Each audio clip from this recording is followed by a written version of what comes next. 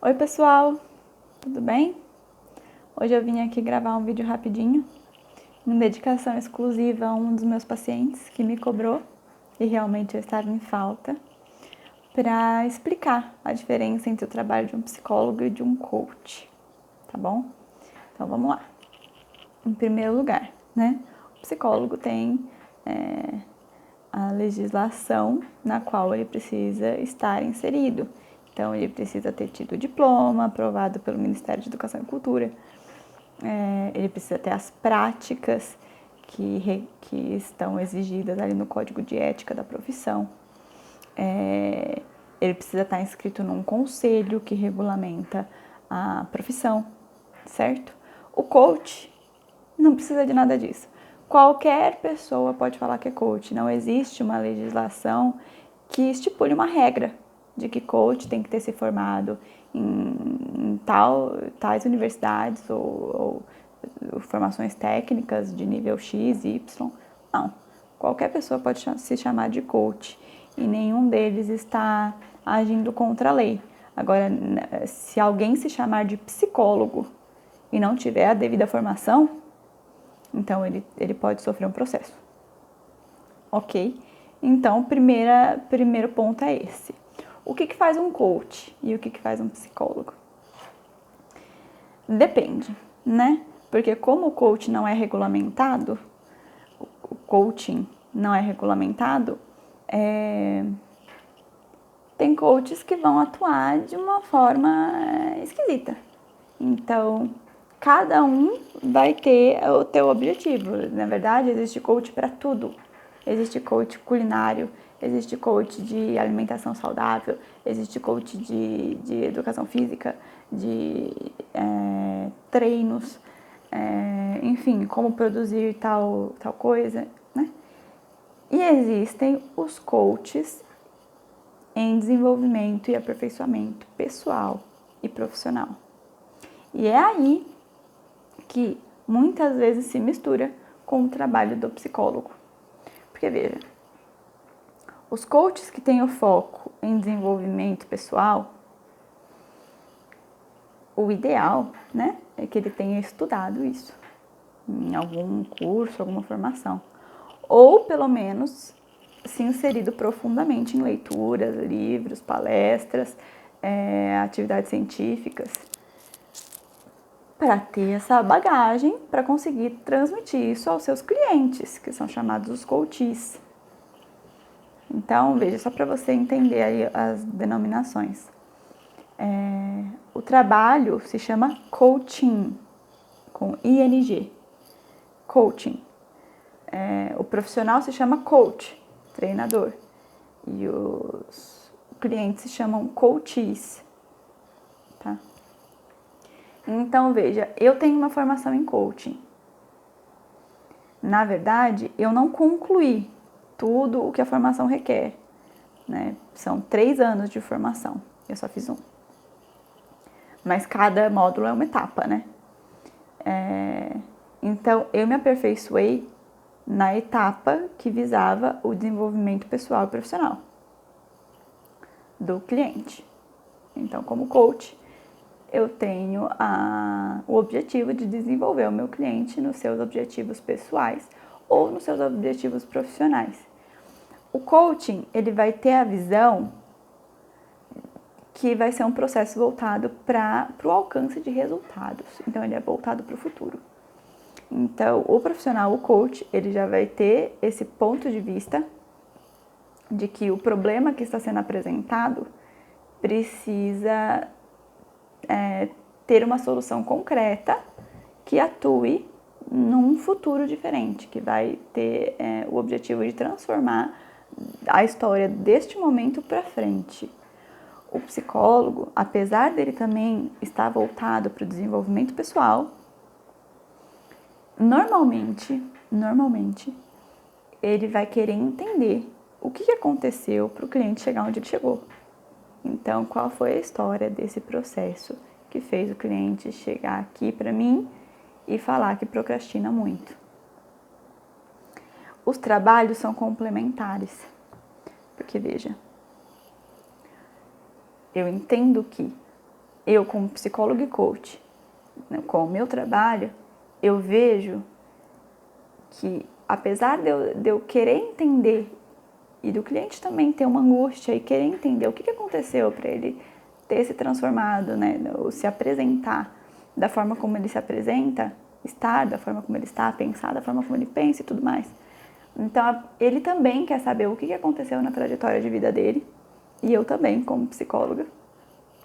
No entanto, eu vejo que chega um momento em que a gente entende, ok, né, na tua história, na tua família era valorizado tal coisa, você deixava de fazer as coisas, muitas vezes você não era prejudicado. Vamos pegar exemplos, né? Uma pessoa que procrastina.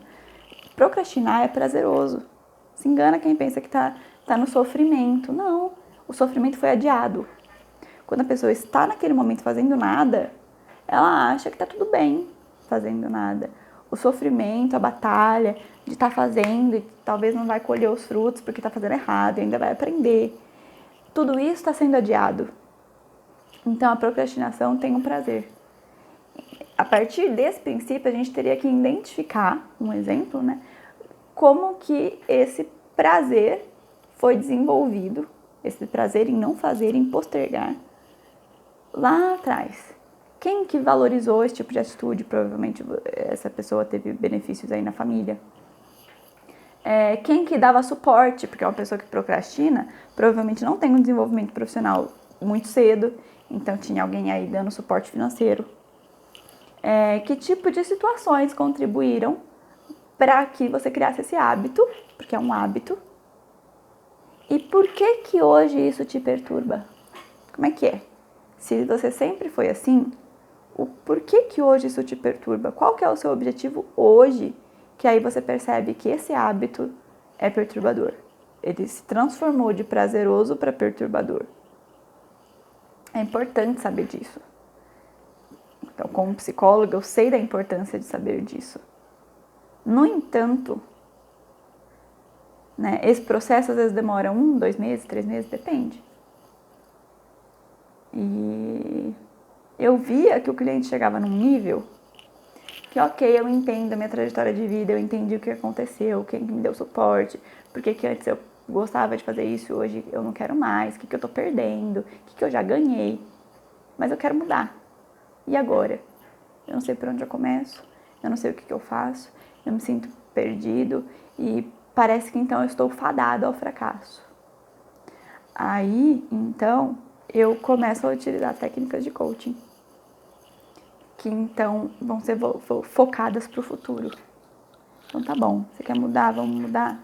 O que você pode fazer hoje para mudar isso? Hoje, uma coisa, ou duas, no máximo 3, senão você não vai fazer.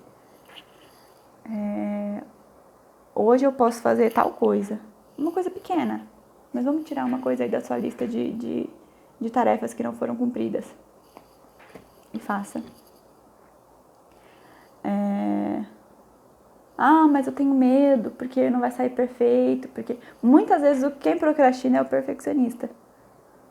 Então é isso, a gente tem que cuidar também. Então, vamos olhar. Qual é a chance de sair perfeito da primeira vez? Alguém já fez algo na vida, me conte, se você souber dessa história, que alcançou sucesso fazendo tudo muito bom e perfeito, na verdade, desde o começo. Será que essa pessoa não foi se aperfeiçoando? Todo mundo se aperfeiçoa. Todo mundo, quando vai olhar a sua história lá atrás, fala, gente, como que eu não vi esse erro? Por que eu não fiz diferente?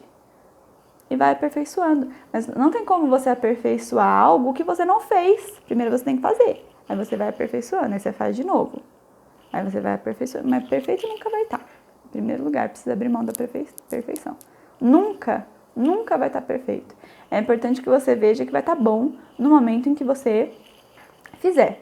Foi o que você fez de melhor. E ter essa consciência que foi o que eu pude fazer de melhor, de acordo com as circunstâncias.